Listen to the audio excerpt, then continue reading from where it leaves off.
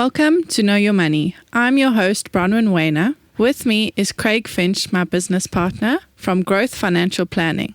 Joining us today and every day is our sound engineer, Warren Grimsley. In our podcast, we will explore our relationship with money and how the psychology of it impacts our financial decisions, as everyone thinks about money differently. We will be presenting a variety of financial topics in an easy-to-understand way, which we hope will assist you in managing your money. Today's episode is, are you a saver or a spender? Warren and Craig, how are you today? Hi, Bron. Very well, and you? Warren, good to see you again. Craig, always a pleasure, never a chore. Bronwyn, lovely to see you. Awesome stuff. Okay, so the last episode we spoke about your money memory, and from there you kind of found out if you were a spender or a saver. Yeah. Now, this episode, what we want to try and determine is what makes you a spender and how do you think as a spender, and what's made you a saver and how do you think as a saver, sort of that's thing. interesting. I mean, I'm outnumbered by you two, so yeah, let's find out. Okay, Craig, so you mentioned that you started out as a spender. What do you think happened, or how do you think that came about? So my dad always said to me, you must use the bank's money. So borrow the money from the bank, make it work in your business, and let them pay it off. Or you pay it back, but they're using their money all the time. Don't use your own money. The problem with that is that there's no investment or future thought about that, or put money away for a rainy day. That was never on the cards. It was always get money from the bank, try and invest it wisely in a business venture. But if that venture went belly up, then what would happen then? So I always thought to myself, how come didn't he take some of the money and put that away in a long-term investment that nobody could touch, such as retirement annuities, but we'll chat about it later. So my personality is to spend, but I understand the importance of savings, and I've learned that over the years. So if he had just done a little bit of investing, even though the business did fail one day, he would have had something to fall back on. And that for me was a huge lesson I learned in my life. And just on that lesson, I feel that I started out, I never had a credit card or anything like that, but I got to this point and then all of a sudden I did have a credit card, and then I had an overdraft, and then I had these things. And using the bank's money, you think of it as your money. And that's where the problem comes. We start to live beyond our means and we spend money that doesn't belong to us.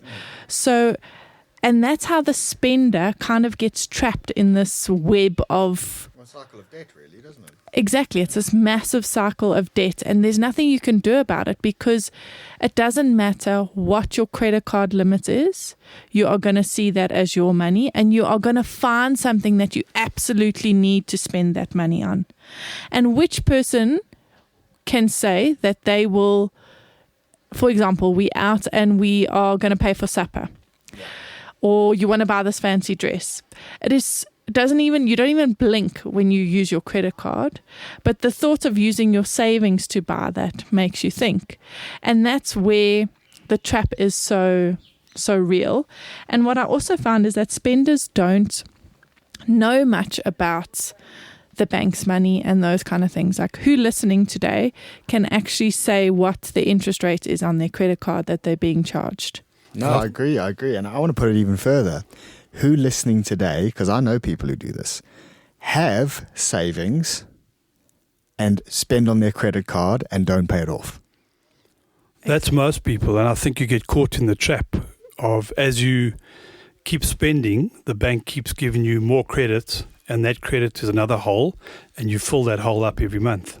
And you get further and further into debt. And I'm saying, I agree with that, but I'm saying they have savings. I know people who have savings that could pay off their credit card, but they don't want to touch their savings, and they're happy to pay the fees on the credit card every month. I mean, it makes no sense. Exactly, and that is, it's not that it makes no sense, it's just what it is. That's how people have been brought up. Do you know what I mean? And this is where we want to try shift people's mindset, because that savings is probably earning 6 or 7% interest.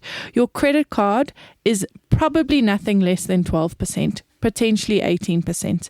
So what you're saying is 100% right. But where people go wrong is they see the credit card as their safety net, but it's not. And if you can pay off that credit card, we would 100% advise you, exactly like you're saying. But what you need to do if you do that is completely get rid of that credit card or reduce the limit, because whatever the limit is, most people are going to spend. I agree, yeah. And I think it's often used as an instrument to improve your credit score these days. And you don't need to have a big limit to do that. Yeah. You just need to regularly pay it off.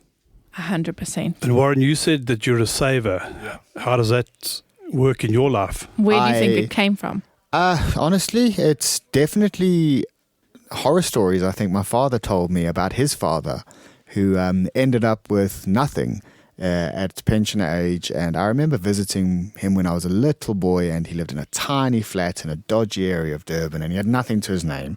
My dad and his brothers would fund all of his lifestyle. And having seen it firsthand, and then my dad always telling me these stories, that's what pushed me to save. And my brother and sister are the same. We're all very good with our money. But my parents like to spend money. So it's a bit bizarre my dad would say all that to me, but he is also obsessed with making sure he's got enough for retirement. Now he's got more than enough, but he still worries about it. And I think that worry has continued down into me and my brother and sister. We're very conscious of the future. Okay. And that is a massive part. I mean, me as a mother, that is one of my biggest worries, is how do I teach my children to be better with money or not to make those same mistakes. And I think these are lessons we've got to try and learn. I agree.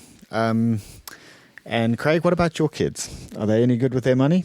Well, my daughter's very good with her money. She does a budget every month, and she's a teacher, so she lives on a fixed salary, but she knows where her money needs to go to, and she's very disciplined about putting money in different areas. And if she wants to go on holiday, she's got a holiday fund. She's got an emergency fund. She's got a fund for car maintenance. She's got a long-term retirement fund. So, yeah, sitting down with her and trying to tell her what I've learned over the years and doing a proper budget, I think she's quite good with her money. And that's probably made her life less stressful, knowing how to be able to budget money. I mean, one of the biggest stresses, especially in relationships, is finance. 100%. And this podcast is about that. So to help not only your money relationship, but your actual relationships. And what Craig's referring to is in one of our other episodes where we kind of break up how you should be saving things. That's a wrap, I think. Thank you so much for listening, everybody. Chat soon. Thanks, guys. Most enlightening. Thanks, guys. Thanks. The take-homes for this episode is to be aware of your habits. So if you are the saver, where are you saving and how are you saving? And if you are the spender, how much of your money is actually yours to spend? Thanks for joining. See you soon. Excellent, Bron. Cheers. Thank you, guys. Until the next one. Thank you for listening. If you have enjoyed this podcast, please subscribe or visit our website, www.growthfp.co.za. The information we have provided in this podcast is our personal opinion. For more detailed information, please discuss your financial situation with a financial planner.